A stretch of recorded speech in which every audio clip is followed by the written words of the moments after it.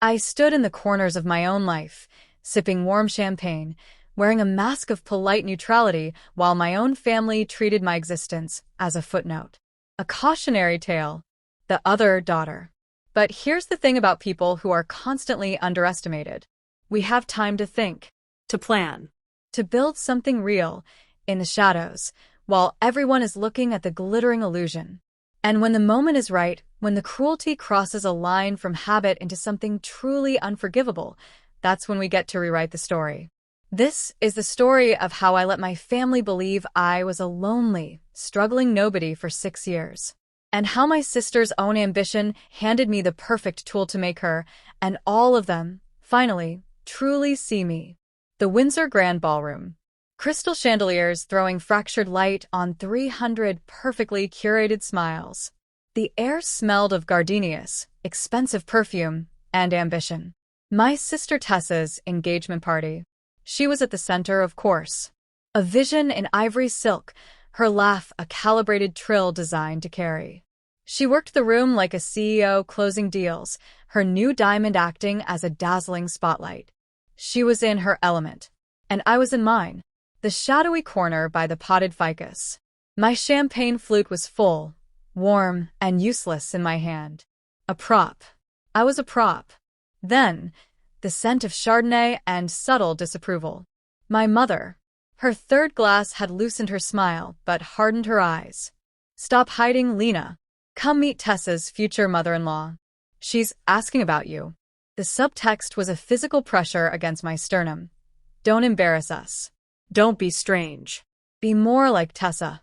I followed her through the sea of sequins and suits, my simple dress feeling suddenly like sackcloth. We reached a coven of women near a tower of macarons. This is my other daughter, my mother announced, her voice bright and brittle. Not Lena. Not my eldest. My other daughter. I was a demographic, a category, the leftover one. Grant's mother offered a smile, so thin it could slice air. Oh, the one who works with computers. A flush crept up my neck. Software engineering. I corrected, my voice softer than I wanted. How nice. Her eyes performed a swift, dismissive inventory of my dress, my shoes, my lack of sparkle. Tessa says you work from home. That must be so convenient. Convenient. The word hung in the air. Meaning, not a real career, not a real life. A hobby. A cute little side project for the unambitious. And then the sun arrived. Tessa glided over, linking arms with her future mother-in-law, radiating a warmth that somehow made me feel colder. Lena's very independent, she said, her smile a public service announcement. She prefers working alone. An aunt, her voice dripping with faux sympathy, added the final nail. Some people just aren't built for corporate life, dear. It takes a certain temperament. It was a pat on the head. A gentle dismissal into the box they'd built for me years ago. Tessa, the star. Lena, the background hum. The socially awkward tech girl. The perennial singleton. My phone buzzed in my clutch. A text from Evan. Need a rescue? A genuine smile touched my lips for the first time that night. My secret. My anchor. I typed back, almost done. Tessa's laser vision snagged on the motion. Who's that? She murmured, her curiosity sharp and intrusive. Just a friend, I said, the old shield sliding into place. Her smile tightened, beautiful and merciless. You're 35, Lena. You can't keep saying just a friend forever. The words were a needle, expertly inserted. I finally took a sip of the warm, bitter champagne. It was awful, but the act of swallowing, of feeling that cold, sharp liquid hit my stomach, it was steadying. It grounded me in a reality they couldn't see. Tessa swept away, leaving me marooned on the island of their pity. I could hear my name, floated in conversations. Oh, and Lena's here too. We just hope Lena finds someone. A footnote. A problem to be solved. 6 years. That's how long I'd officially stopped trying to change their minds. The breaking point came at a family dinner, years before. I'd been dating Evan Park for 3 months. It was new, fragile, and beautiful. He was different. He listened like my sentences were worth diagramming. We met at a tech summit, two quiet people in a loud room who found a shared language of logic and dry humor. Tessa, of course, sniffed it out. She'd always had a bloodhound's nose for my happiness, treating it like a threat. She snatched my phone, saw his name, and later cornered me in the hallway, her perfume overwhelming. Evan Park? From Northgate Capital? Lena, be serious, she'd hissed, her face a mask of concerned condescension. Men like that, powerful, connected, real, they don't end up with women like you. You're setting yourself up for a humiliation we'll all have to witness. He'll dump you, and you'll be even more shattered than you are now. That night, I made a choice. If my happiness was seen as a prelude to my failure, I would hide it. If my success was an inconvenience to their narrative, I would cloak it. Let them underestimate me. Their assumptions were a fortress I could live behind. Evan proposed on an ordinary Tuesday in my apartment, surrounded by the blue light of my coding monitors. We married at City Hall 4 months later. I told my family I was traveling for a work conference. When my mother later asked, with tentative dread, if I was still seeing that Evan fellow, I looked her in the eye and said, "It didn't work out." The relief that flooded her face was more painful than any anger.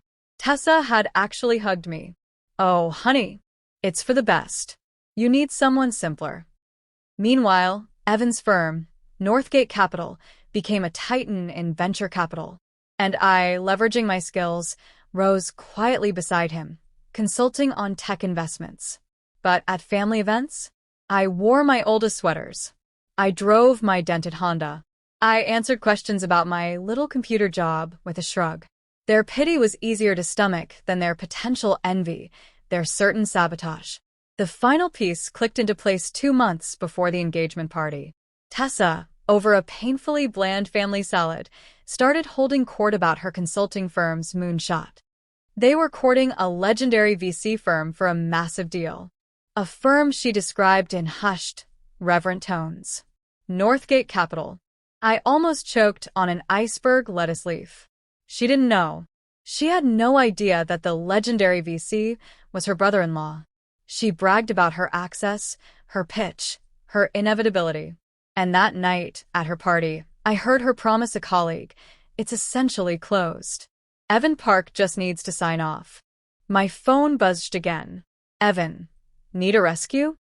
I looked across the room at Tessa, now laughing, glittering, utterly secure in her dominion over every facet of life, including mine. I typed back, my fingers steady. "Not yet. 1 more hour." That's when she descended for her final, graceful strike. Sliding beside me, her voice a honeyed whisper meant to sting. "Still texting your imaginary boyfriend?" I looked at her, at the perfect, pitying arch of her eyebrow. And I gave her exactly what she wanted. I let my shoulders slump a little. I offered a weak, defeated smile. "You're right, Tessa," I sighed. "I'll never find anyone." I saw the victory flash in her eyes. Satisfied, she drifted away. And I picked up my phone. I stepped into a quiet alcove, the sounds of the party muffled. I typed a message to my husband. Not a plea, an execution. Reject Morrow and Company. Permanently. Have the notice signed by Evan Park. Monday, 9 a.m. The reply was almost instantaneous. Done. Love you. 3 words. For years of silence. 1 sentence that would shatter her perfect world. I placed the phone back in my clutch. The champagne finally tasted sweet. Sunday brunch at my parents' house was a ritual of porcelain and pretense. The smell of overbrewed coffee and baked obligation. I arrived in my uniform, the worn cashmere sweater, the sensible shoes. I carried a fruit salad, my offering to the gods of normalcy. The atmosphere was different. Thick. Charged. Tessa was already at the table, but the glitter was gone. Her eyes were raw, red-rimmed. She was clutching her phone like a lifeline that had already snapped. Mom hovered nervously by the pastries. Dad had buried himself in the business section, but the paper was trembling slightly. I'd barely set the bowl down when Tessa shoved her phone across the table, the screen glaring like a wound. "Look," she demanded, her voice ragged. It was an official letterhead. Northgate Capital. Clear, cold corporate language. After careful consideration, does not align with our strategic vision. We will be declining to pursue any investment. This decision is final. And at the bottom, the signature that had destroyed her, Evan Park. She stared at me, a desperate, wild hope cutting through her devastation. "You know him. From before. You said you dated." I said nothing, just took a slow sip of coffee. "Call him," she ordered, the plea masquerading as a command. "Fix it. Tell him it's a mistake. I just need one meeting to repitch." "No," I said. My voice was quiet. Come. It sounded alien in that tense room. Her composure shattered. "No? Lena, why are you being so difficult? This is my career. This is everything. And you were just sitting there last night, listening to me, letting me make a fool of myself." I put my cup down. The click against the saucer was deafening.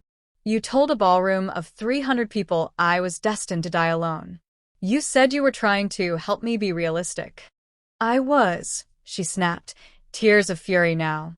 "It's not my fault you can't handle the truth." I felt a profound, glacial stillness settle over me. This was it. The moment the shadow stepped into the light. "Here's reality, Tessa," I said, my tone devoid of all emotion. I unlocked my phone, navigated to a photo I'd looked at 1,000 times in secret. It was simple, unposed.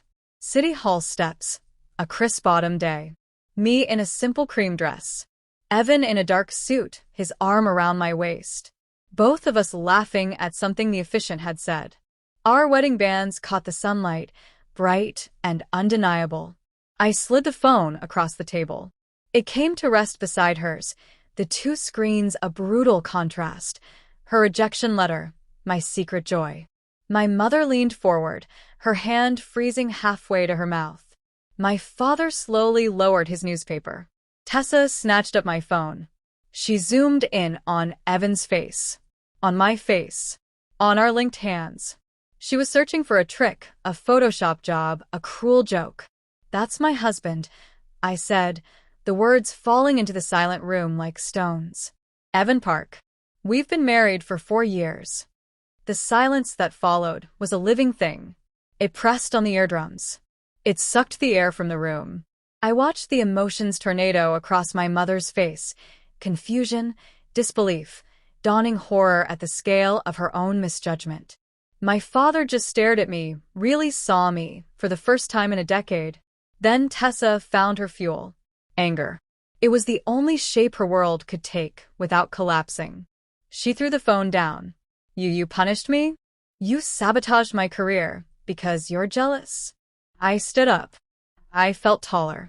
"I protected my husband's firm from making a bad investment with a toxic partner. And I protected myself from you. From a lifetime of your realism." Just then, a car horn sounded outside. Polite, brief, perfect timing. The front door opened, and Evan walked in. He was dressed casually, but he carried the unshakable, quiet authority of a man who moved markets. He didn't look at the stunned faces.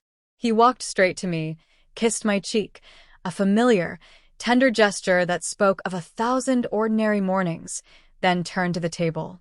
He extended his hand to my father. "Hi, I'm Evan. It's nice to finally meet you all." The word "finally" hung in the air, echoing with 4 years of hidden Sundays, missed holidays, and manufactured solitude. I picked up my purse. I took my husband's arm. "We're late," I said, my voice firm. At the doorway, I paused. I looked back at the frozen tableau. My mother, her hand still suspended. My father, looking old and confused. Tessa, her glorious facade in ruins at her feet. I didn't speak to them. I stated a new condition for my presence. "If you want me here," I said, my gaze sweeping over each of them, "you start with respect, not pity." And then I left. I walked out of that house, Evan's solid presence beside me, and for the first time in my adult life, I didn't feel like a shadow, a footnote, or the other daughter. I felt like Lena. Whole. Seen. Powerful. As the door clicked shut behind us, I heard it. Faint, broken, stripped of all its power. Just a whisper from the ruin of my sister's world. Lena, revenge is a dish best served cold, they say. But mine wasn't really about the dish or the temperature. It was about truth. I didn't fabricate a lie to hurt them. I simply stopped participating in theirs. I removed the cardboard cutout of Lena the loser they'd propped up in my place, and I let them see the real, living, thriving person who had been there all along. The fallout wasn't a fairy tale reconciliation. It was messy. There were tears, accusations, weeks of strained silence. But something fundamental had shifted. The old narrative was incinerated. They could no longer speak to a fiction. They had to grapple with the reality of me, a woman capable of profound love, professional success, and yes, devastating strategic patience. Sometimes, the most powerful revenge isn't about taking something away. It's about revealing what was always there. It's about making them understand the cost of their own blindness. So, what do you think? Was the years of secrecy worth the payoff?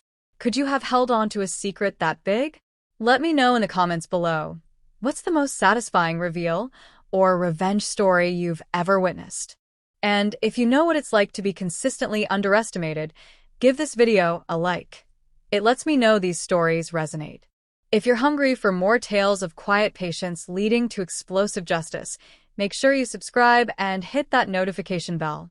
We have so many more stories of karma coming your way. Thanks for watching. Remember, sometimes the quietest person in the room is the one writing the final chapter.